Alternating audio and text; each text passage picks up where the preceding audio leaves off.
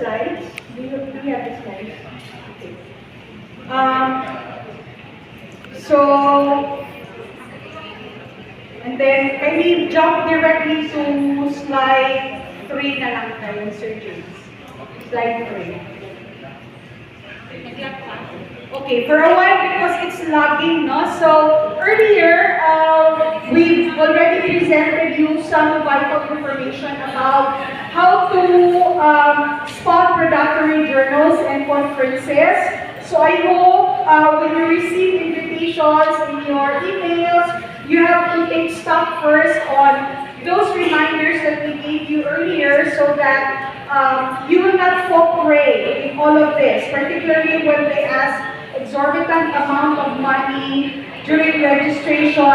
That is already a red flag. So I will proceed to my talk, and this is in line with our proposal to hopefully focus first on home-based internationalization. So earlier we presented to you that there are two pillars of internationalization anchored on CMO 55 series of 2016. That is the home-based internationalization pillar, and the other one is the cross-border mobility or cross-border pillar. Now, the gold standard, hapit na, manood ko na takaron, gamay na lang ha.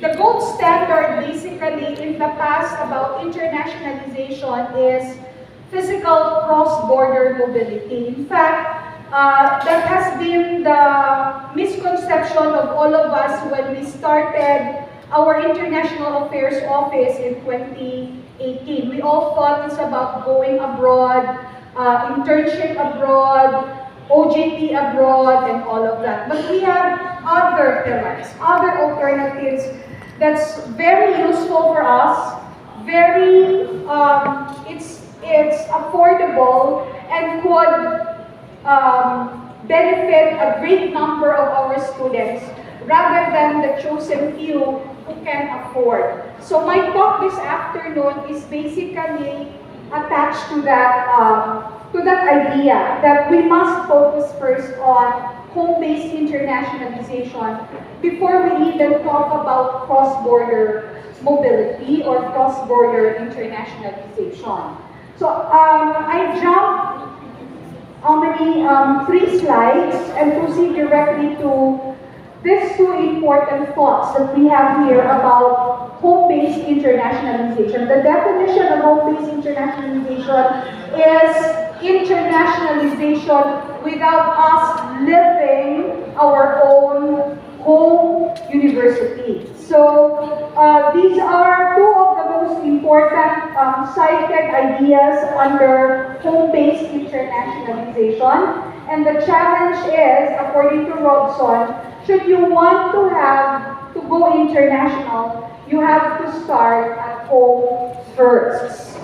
And then there is a criticism by P.F. Van Gogh, a Belgian scholar who said, basically physical mobility can only cater to a few number of students who can afford, and those students who engage in physical mobility are probably the ones who do not need it, or who needs it the least because they're well traveled already because they can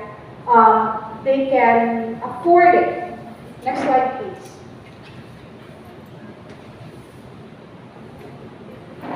So what is internationalization at home? So we have two important concepts that are related to this. The first one is comprehensive internationalization, and the other one is internationalization of our curriculum. As a definition, when we talk of comprehensive internationalization, according to American Council of Education, this is the strategic coordinated framework that integrates policies, programs, and sustained initiatives that are globally and internationally connected.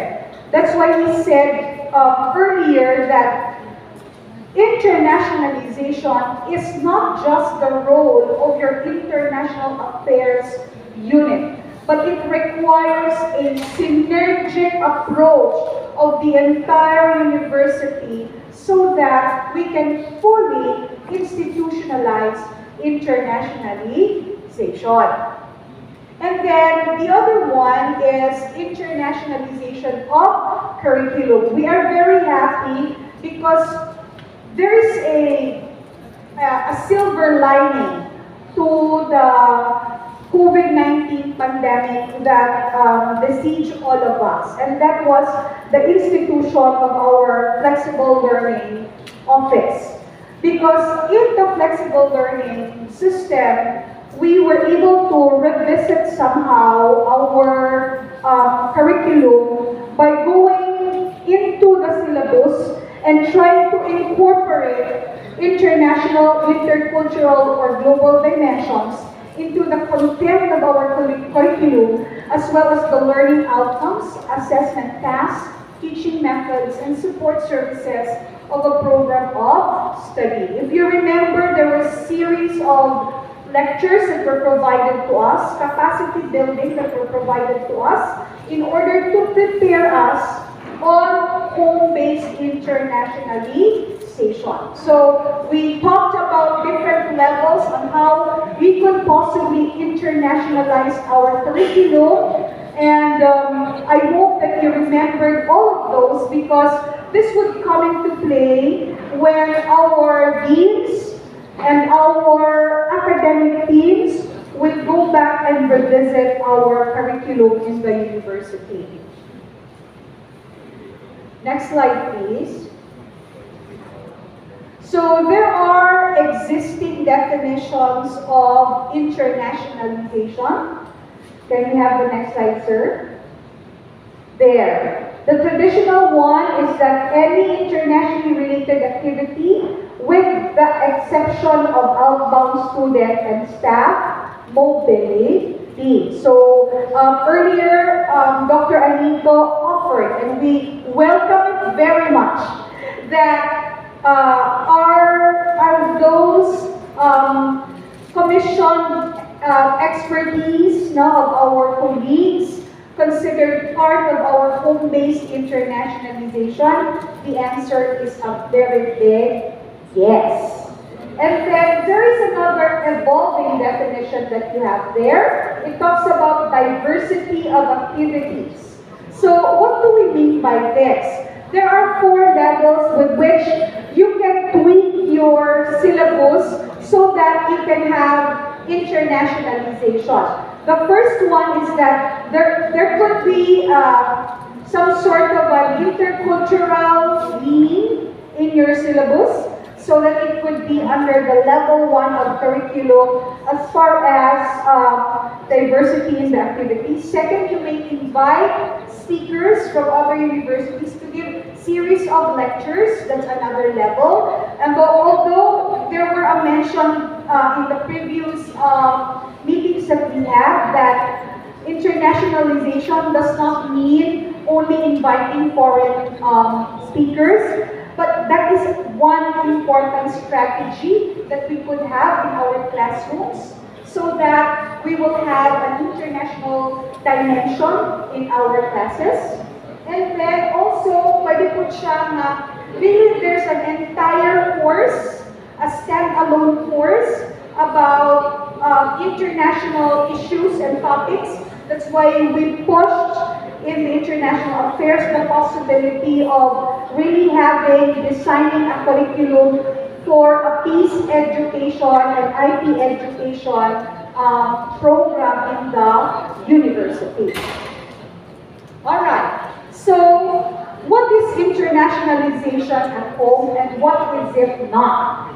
So, internationalization at home do not just count institutional partners. We don't need numbers. We actually need partners that are mutually beneficial to us, aligned with our mission, vision, and goals, and we would be able to have really good sustained partnership with them. We don't need a lot, we need quality. No?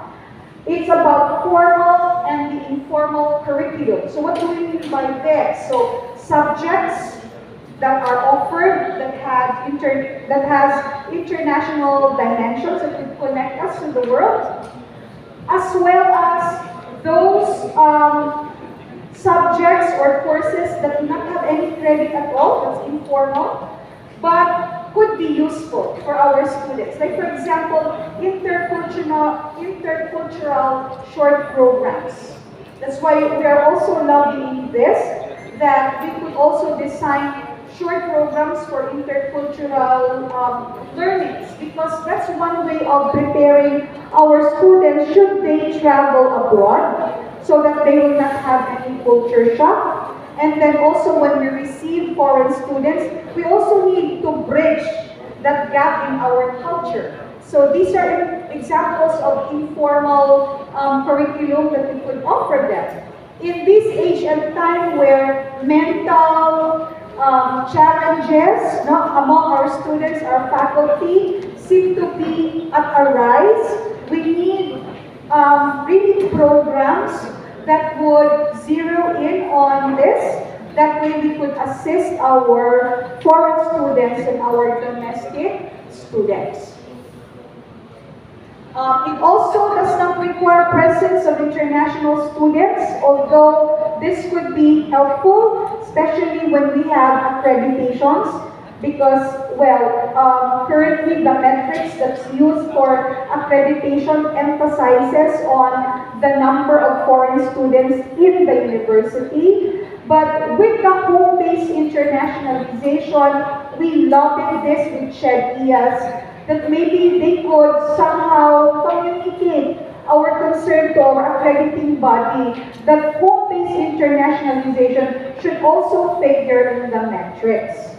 And then this involves exploring international and intercultural dimensions of the curriculum, whether or not it entails mobility. That's why we requested the presence of our deans and our associate deans together with the BPAA, because we need to look at our existing programs and their curriculum and try to check which of this actually require physical mobility. And we will comply with the check requirement on SIAP, that is Student International Abroad Program, so that once we get the permit from CHED, we could have mobility among our students. We cannot just simply say, mag-field trip ko. If, for example, wala siya naka-align sa existing program na to. Mag-internship ko abroad, ma'am.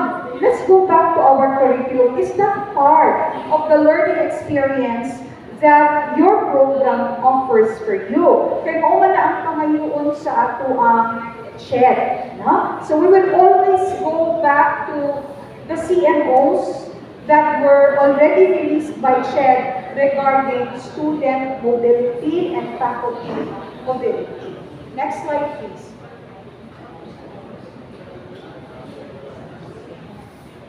Alright, so next slide, sir, please. Let's proceed directly to what slide? Slide 8, please. Alright, so internationalization ACO operates on the assumption that not all students may be given the chance to engage in mobility. I've read a very important article that 30 years ago, really the gold standard for internationalization is really home-based. It's not physical mobility. It's just an alternative. But later on, there seemed to be a change in the perspective, because there really are advantages to physical mobility. And so what happened is that we will always go back to the idea that JRMSU is a public university. And we cannot afford, our students certainly cannot afford to have cross-border mobility. And so in order to us to be at par with our colleagues in the global market, in the global world, we need to have an intervention. And the major intervention has to be in our curriculum. Can you imagine, ha? Magkaroon na ko example. Sa UP, ang ilang student mobility support is 500 million. Ingon sila, they cannot even afford to send their students and support their students. Si JRMSU, I only have 50,000. It's not even 10% of the 500, right? And so, what's the alternative na to? Because this is a mandate of CHED and we need to conform. Otherwise, we will lag behind. So we will go back to our curriculum. Next slide, please. Okay. So there you are. That is our crucial step. Curriculum, together with scheduled activities and experiences, and I've mentioned earlier informal curriculum as support to the formal curriculum that we could design. Next slide.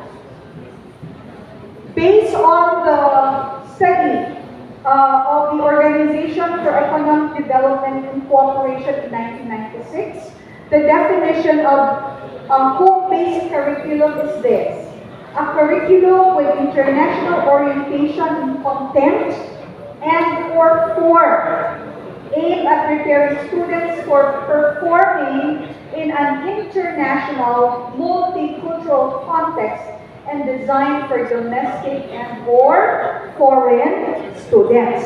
But what is not present there is an inclusion of culturalism in the domestic context. Now, this is a call still of CHED and of other bodies in the government. But even when we go global or we go international, we will not forget about our own. And so the intercultural competence must be developed among our students through a well-designed curriculum still. So, mabaling bugtas akong curriculum. Next slide, please. So, look at that. So, if we go back to our curriculum, this would be our two important things to focus on. The product of the integration of international and intercultural elements into the curriculum. Our process should be effective teaching, learning, assessment tools for pertinent learning outcomes. As far as JRMSU is concerned, we already have this process. Why? FLS's trainings have prepared us for this. And all other trainings that were given in the VTAA, in the research, in the VTRDE office, these are very relevant to us so that we could better equip our faculty to cater to the needs of our students, both domestic and international.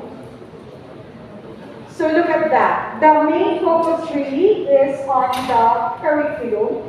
Traditionally, the focus was only on the language taught. Basta kagitulong siya sa English, internationalization na siya. No, it's not. Because not all subjects are taught in English.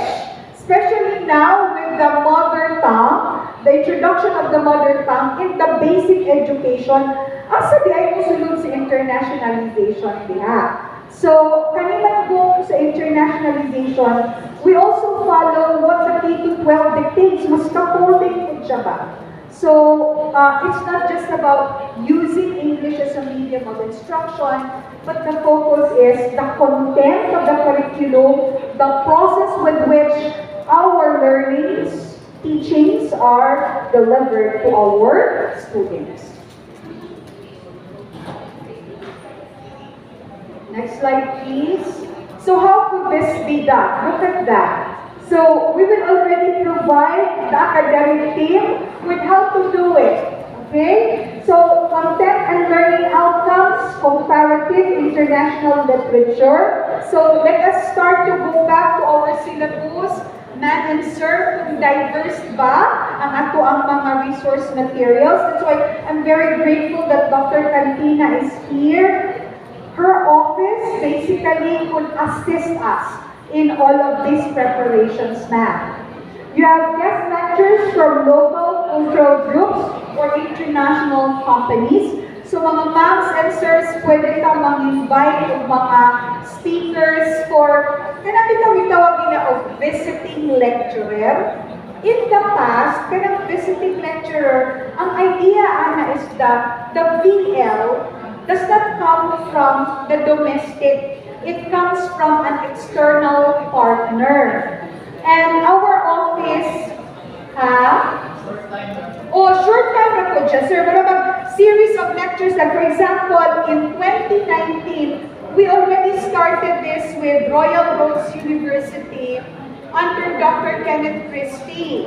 If you remember, we had a first lecture series for peace education with Dr. Christie. That's an example of how we can invite speakers from other universities to speak about specific topics, no, that's relevant internationally. Unfortunately, nag-pandemic, so Dr. Christie wasn't able to return. But we have a scheduled activity with Dr. Christie sometime in September in partnership with the Criminal Justice Education. So, example lang na siya sa how we could possibly do home-based internationalization focusing on our curriculum. Next is guest, wala pa sir. So you have there, guest lecturers of international partner universities. Currently, we are an active partner of the University Mobility of Asia and the Pacific. There are 43 existing universities that we are in conversation with. So anytime should you come to our office and say, Ma'am, gusto ko magpa-lecture o taani ba? We can assist you and connect you with them. Pero ang ato ang crucial na po nga decision na kinahanglan andaman would be, Ma'am, ang ilang honorarium. Because we really have to pay the honorarium. Good thing there are some who will say, Ma'am, ako na lang ng extension service. So, dili sila mangayo og payment. Manghatag lang yung tao sa certificate nila. They're okay with it. But others would really require honorarium. With our experience in previous foreign speakers, ang among gigama, we go back with how do we compute honorarium based on academic rank. And we explain to them, this is not in dollars, this is not translated in your own money, in your own currency, so medyo ubos-ubos sila. You know, what we found out for 4 years in conversation with different foreign partners, sa yun kayo sila istorya ko. Sa yun kayo sila hangyoon. Dili na galing nyo sa ibang hangyo, they would offer their services to us. No? So, we can assist you with that. And then online collaborations and online mobility. So this afternoon, I will introduce to you a proposal because I want the universities to embrace the COIL program. It's Collaborative Online International Learning. So use naman po ta mag-bicronus modality, no? There are asynchronous sessions and there are also synchronous sessions. Kaning COIL, kaya pangayaan na programs by Chronos Mobility modality na siya. So kabalo na taon saan siya pag-navigate. And then engagement between home and international students and hopefully provide them a chance to talk to our students so that they could each exchange, no? How's life like as a teenager, as a young adult in this particular country as compared to JRMSU or in Dapitan or wherever we are in the Philippines. We have intercultural coffee break. We're hoping to spearhead short activities that would enable us to have convergence, whether online or in person. And then international dance show. These are just examples. We're currently in conversation conversation with Mr. Miguel Braganza. Miguel Braganza is a international choreographer and dancer, no, a ballet dancer, who was one of the choreographer of Miss Saigon in Asia. And so we're currently in conversation with him because we'd like to partner with him for a 2-day workshop on performance arts. So kanang mga inana are examples of what we could do.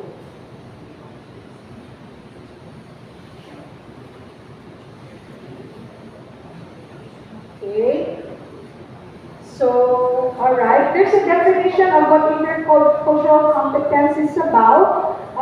Why did we emphasize this? Because essentially internationalization would like to focus on this. Once we get to understand one another, we know where we are coming from, we would be more open-minded, and we would hold judgment towards one another because we understand our situations, our culture. So intercultural competence is very important to learn. And that's essentially why we have internationalization.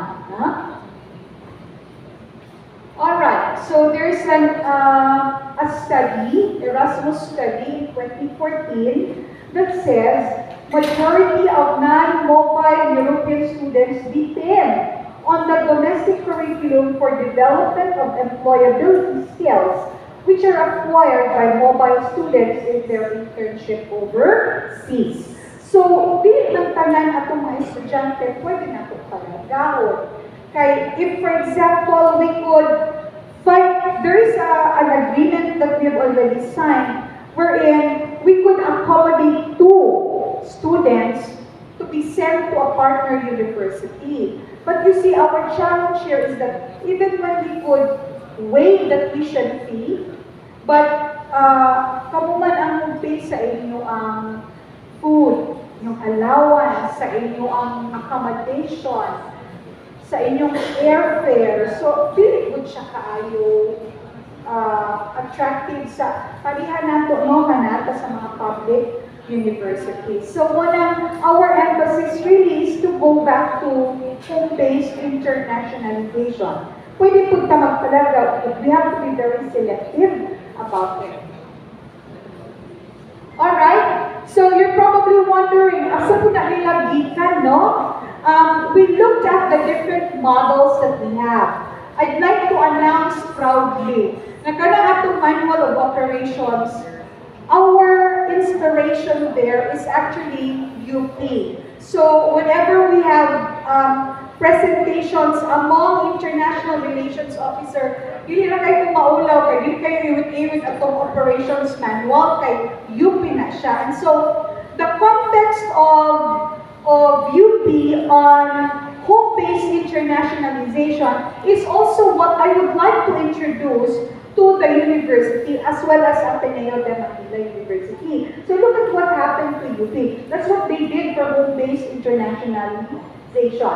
The integration of lessons in interculturalism into varied courses, cultural nights for international students if there are any, orientation for international students with emphasis on body systems. So once we have foreign students here, we're also going to have JRMSU students to assist them, to partner with them, and then help them navigate what is life like in JRMSU or in the Pitan, in Katipunan, in Tampilisan, in Shokon, and wherever we are. No? Then you have language courses for international students. So, before we have proposed na mag-offer ko ta o mga short language programs or courses na kada ba magtudo na to. Nowadays, sikat kayo ang K-pop, right? So, most of our students would hope na may makadagami o South Korea ma'am. So how do we prepare them? We need to have language preparation. Isang ang basic lang good po, no? So very hopefully sa outbound students, i-prepare natin sila sa language sa country where they are going. For inbound students, we will teach them about Tagalog, we will teach them about Bisaya, and then hopefully we could also teach them about English because there are non-English speakers coming in the country. Then you have visiting professors, adjunct professors, and researchers. And then this one, different programs. So kami, Coursera, Wells, and those things, pareha na sa programs na i-introduce nato earlier on. Cruise, gifts, these are all programs administered by their International Affairs Unit. And of course, the COIL program. So let us look at Central Luzon University. Similar group ng mga undertakings. They go back to home-based preparation. And then let's proceed to Ateneo.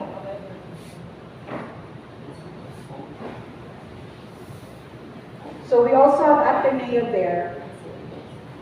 So look at that. For Ateneo University, Ateneo de Manila University, that was before the COVID-19, they had a great number of students who went mobile, including their programs and their teachers. But now they're looking at this. Virtual student mobility becomes the norm in Ateneo. So if they can do it where these schools can afford, if they can do it, why can't we? So magsugod ta, balik sa atong curriculum. Hopefully we could revisit that. Okay, let's proceed. Let's jump to slide 29. The JRMSU experience already been shared earlier by Mam Desim, Dr. Desim. So let's proceed. With this proposal, we also understand that there are many challenges. What are these? I think kita tanan resonate with these challenges. First, infrastructure limitations. Wala ni global house sa main campus. Really strong ang internet connection. I don't know in other campus kung unsa atong scenario din ha, but that is what we see. So kung mo engage na on online or virtual mobility, kaya ba sa atong mga infrastructure like hardware and software infrastructure nato, no? Internet access. So how strong is the bandwidth in your office? Or mag-out-out, magpunta, gahapon nag-Zoom meeting ta, aguban, nawala, aguban, no, kanaba. And then you have, that's why I'm happy that our members of the Board of Regents are here. I hope, sir, inyo po may matabangan aming sa ato ang Board of Regents na sabit man niyo ang mga proposals po, supportaan po ni ba kay this is really for the university and our students. Inequitable distribution of technology, pila ka buhok laptop sa inyong opisina, pila ka buhok 2016 pa, pag pinangan na magbago, no? Dayon, how high-tech is the unit? Kaya I think karoon itong mga gaming unit na kinahanglan, no? Para natay mga assignments, we'll have all those applications available for us. So, si JRMSU naabot taani, muna akong concern. Online tools use, no? So, karon we're very familiar only with, I think, Google Classroom.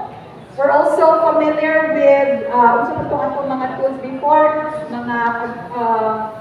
mga games nato, the apps that we had. But in the recent training that I had with UMAP, naibago silang tool, ang gigamit nila i18n's. Ang problema kay subscribe ta.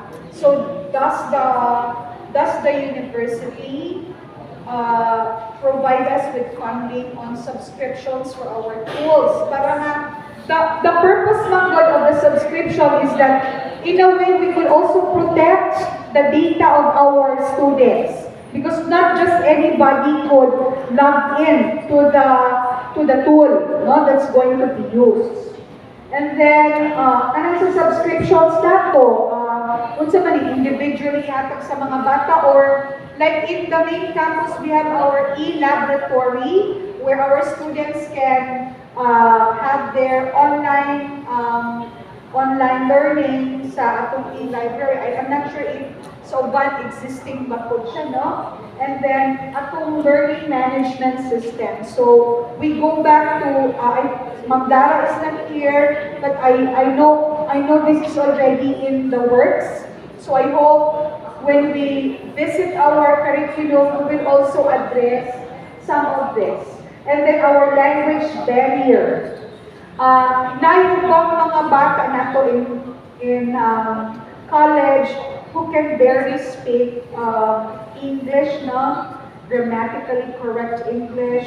And so I think we need to revisit this and push for the possibility of strengthening our language programs, particularly the use of English as a medium of communication. Because later on, when we will have projects with other students coming from other universities, duha na, it's either kita magtudlo nila in English or kita magtudloan, and the communication is always there, no? Because remember, Filipino English is a bit different from American English and European English or British English. So, basit na I disconnect na later on, no? And then, quality of courses and degrees. I know that we're working hard on this. We have COPC already in most of our programs. We are already accredited, but we want to go further. And that is a proposal to have the QS rating. The QS rating essentially is not just a confirmation that we are doing things right in the university, but this is also a step towards international recognition. Kaya tanaw na ito sa mapa, good na makita ang JRMSU. So the QS rating is going to assist us tremendously. Next slide, please. Next slide. All right. So in summary, no, dili po ta fully makakopy sa uban because it says internationalization does not mean one size fits all. What could be true to other university may not necessarily be true to us. So we need to work at this in our own context. And then the next would be, next slide please. I'm grateful that you are here because we are starting to talk, to communicate, to bring across our message that we need you in our internationalization plans. We cannot do it on our own. The unit is so small, we're only beginning. Without the support of everyone, our VPs, our president, our campus administrators, and all of you students, deans, our faculty, we cannot go forward. So we just have to listen to one another. And we are open to whatever suggestions that you have there so we could better internationalize our university. So you have there, must have multi-dimensional approach. So we have to appreciate and go further than counting inbound and outbound students. We need to encompass both physical and virtual mobility. We need to embark first on internationalization at home.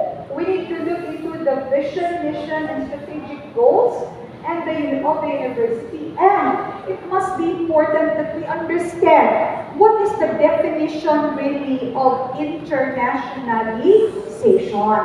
So I hope with the few talks that were heard earlier, I hope that now we've already erased the misconception na basta internationalized, manglabra yung tanan. Hindi good na siya Pinoy, ha? Hindi good siya Pinoy. So we need to have that clear understanding, useful for national and international accreditation. That's why, next slide please. When we prepared for our, what do you call this? When we prepared our roadmap, we have to look into all of these 5 aspects. This was reported earlier by, I think, Mam Desin. because these are the areas with which we will be assessed during accreditation. So dapat prepare ka ng 5. So you have students, faculty, research, governance, and our engagement. No? So I hope the alumni, I think our alumni director is not around because there is also a pressing event that she is looking into, but I hope she will come on board. Your alumni officers should come on board and help us in our internationalization undertaking because they are part of that area with which we will be assessed during accreditation. Di ba, Sir King? Kanina din na siyang 5? Okay. Let's proceed, please. Alright, so in conclusion, you have there, internationalization is a must to address the globalization of the world. You're probably wondering, why is the word globalization always come together with internationalization? Are they one and the same? No, they are not. When we talk about the multipolarized world, that's what we mean by globalization. The world now is talking about a possibility of a singular dominant economy. Unang tara, if you look at your subjects in, I think that's in, so walang subject, ano? Our countries are banding together. ASEAN, right? EU, they're banding together. G8, na naman, because they're trying to find the possibility that theirs is the dominant culture. That's what globalization, and this is highly economic and political.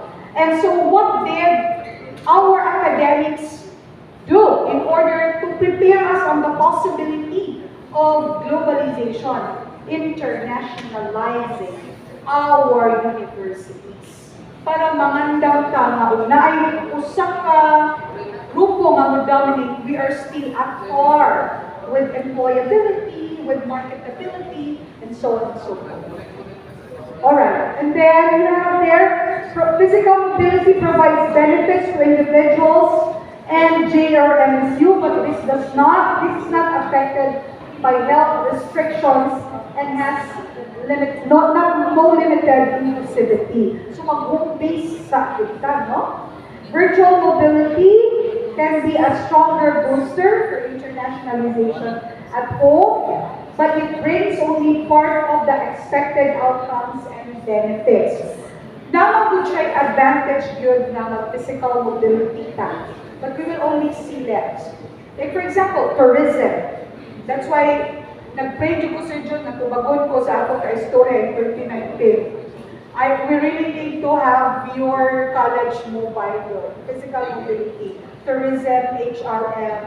I'm hoping at working also with the maritime. We're in talks with STEM on the possibility of really preparing our maritime students, not just academically, but hopefully they can go on board and start working on an international ship.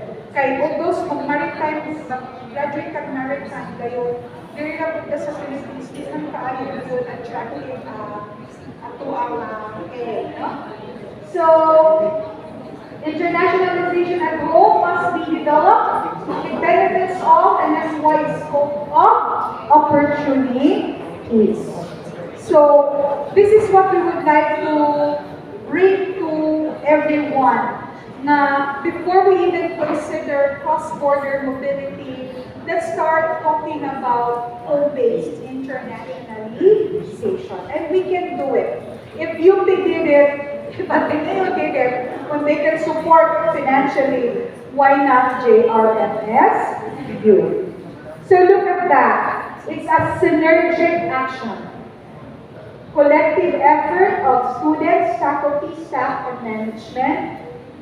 We, as your IRO, are doing our best to build and maintain partnership and possibly inform you on other possibilities we could undertake for internationalization. This is not an overnight dream. It takes a long process. This may not happen during our time in office, but at least we've already started. And there are short initiatives that we could realize. So I hope we could get your support on this. Alright? So in my watch is already 11:20. Thank you very much for listening to us. If there are questions, we welcome your questions. Kasi kag-wonder mo, ano naging tunog na diyan picture, no? Naging na interpretation, no? We're already on perching, no? On barbed wires. Because although we'd like to fly, no? We're very afraid of all of this. So it's a tenacious struggle in the international affairs. Literature magugong na ako ginahantag ang explanation. Okay? Are there questions? Sir John, go ahead.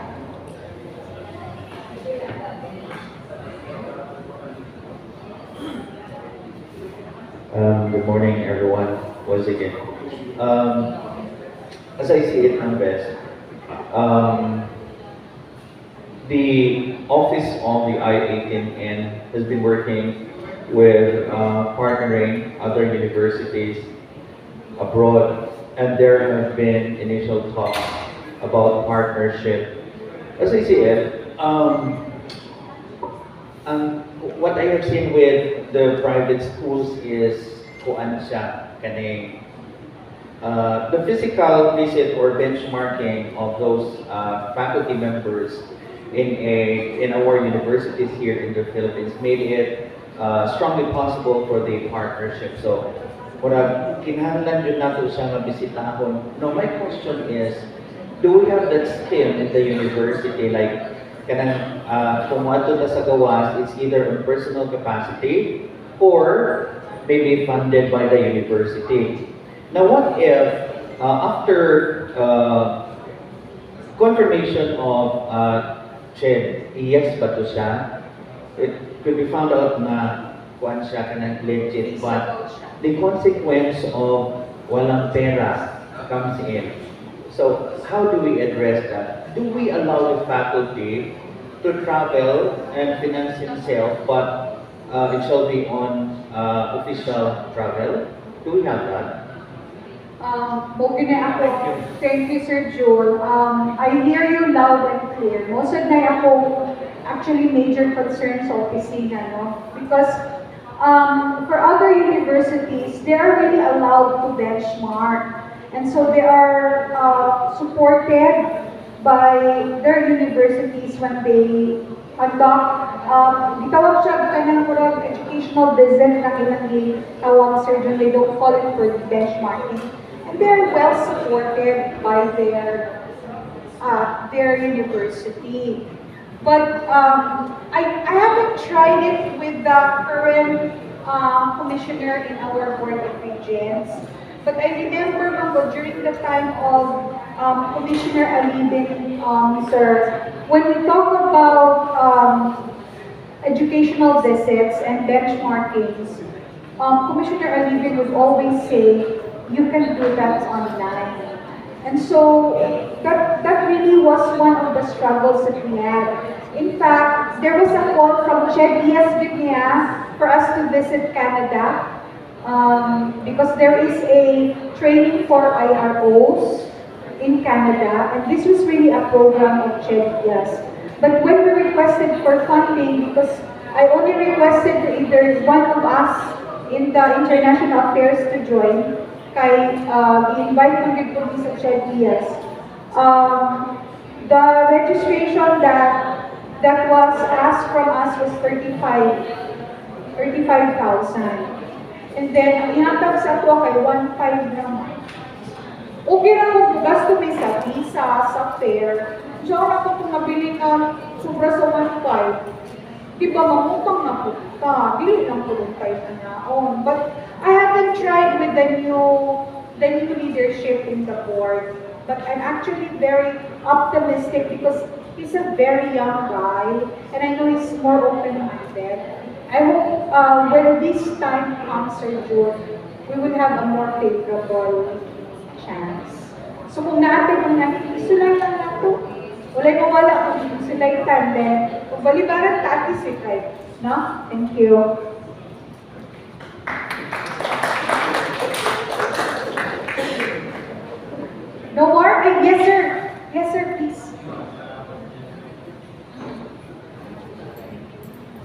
Good morning, everyone.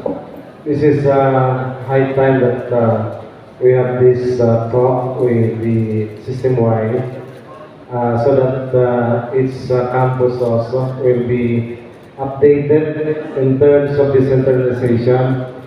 As far as accreditation is concerned, one of the areas that must be evaluated and be seen thoroughly is the linkages of the campus or university with other universities, also an exchange of material resources and even expertise of the faculty. So if we have to strengthen this affair in this homebound internalization, so it would be an avenue that we could address the mandates by this CHED and the CHED Memo 55 series of 2016. And that hopefully that this will will start in the main campus, especially example in the college of education, how we wish that we could come up with link or network with other universities in terms of our internship program, so that we can start having this addressing the mandate by the chair, and that when we submit our program for level 3, especially level 3, ito tinitingnan talaga itong mga documents, how far we have a link with other universities. So at least it will start in the main campus with the system date to initiate, and that when we start engaging and we have already arranged everything and we come up with agreement, and we can start deploying with the student mobility and possibility that will be an avenue where teachers also will be invited to speak with important siguro programs or activities in the university. So what I'm trying to drive out, because how we wish that Japan campus also will be engaged in this. Just like I said, kung magsimula ito sa main campus, then siguro agreement because we learned 3 years, 4 years ago, not graduate, but practice teachers from WINSU and students are from Sirawai. I learned that WINSU negotiated with DepEd Sirawai, those students from Sirawai then about to practice teach, gisend nila sa Sirawai National High School. Siguro I don't know what was the reason, baka the students prepared to have their practice teaching in their school, during their high school, or else baka they could not be accommodated in the city because of so many practice teachers. So I've seen that it's possible also that if we have students from Siokon who were studying in WINSU during their practice teaching, would like to have their practice teaching in Siokon. So it's where this home-based internalization will come in. So would it be possible that we could also encourage dito sa education department, we can start engaging with this homebound mobility, or we are already engaging with this home-based internalization. Okay, thank you. Thank you, sir. To answer your question about documents for accreditation, just let us know what you need. We have an i18n in Siokon, so all the documents that we have in the main campus are also in Siokon. So if there are others that you still need, just let us know in time for your preparation for accreditation. Now, I've already initially talked with Dr. Recamara and Dr. Patrick Galieto. They're not here today, but I'm also from the College of Education, and so I could easily talk with them about our plans. And we've already started to talk about reviewing the curriculum, because basically right now in the curriculum for BSED and BEd and and other programs in the College of Education, there is no physical mobility, cross-border mobility yet. Naalang kay internship program, pero wala kay internship abroad program. So we need to revisit that and then look at the requirements under Student International Abroad Program, SIAP, that's under CHEC. I think CMO 21, series of 2013. Balik ka ako, sir, kaya para ma-prepare natin si College of Education. But I'd like to tell everybody that what our partnerships speak of in the main campus resonates in all other campuses in the university. When we partnered, sir, wala pinaingon nga para sa main campus ra. So that's why every time there are invitations, we always copy furnished our i18n in your respective campuses so that they could share it to everybody. Kay ang atong mga initiatives sa main is not just for the main campus, but for all of our campuses in the university. Now, as far as internship of students from WEMSU to Shopon or vice versa, I think that could be arranged within your campus, sir. You can have a term of engagement between WEMSU and Shopon as to how you're going to navigate, hopefully exchanging practice teaching during their internship program. So, dili na kinahanglan musulod sa internationalization na. Musulod ni sir, when we start to identify what particular program in the College of Education do we align physical mobility with. Kaya mag-prepare ng tag-documents ani sir, kaya ato man na ipa-approve sa CHEC.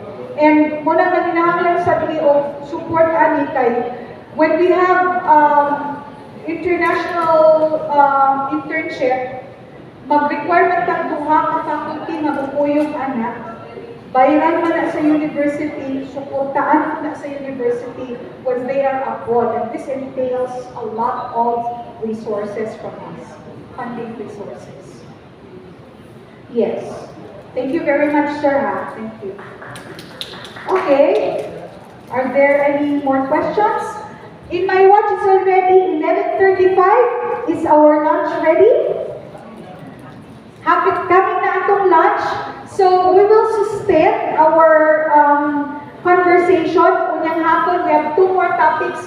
Dalion na lang kayo nato and you can all go home. Yay! Maniot ko sa tada yun, mag-snack pa po dahil ta. Okay, thank you so much. Thank you for listening to us.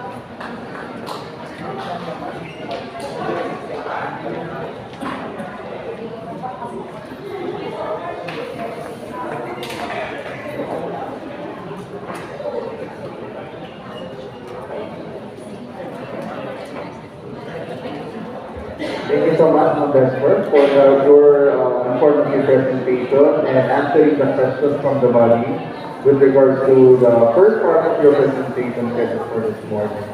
So at the moment, our lunch is services, so I think kindly just sit down in the last first there on your table. And let's just wait for our lunch for this morning. Thank you.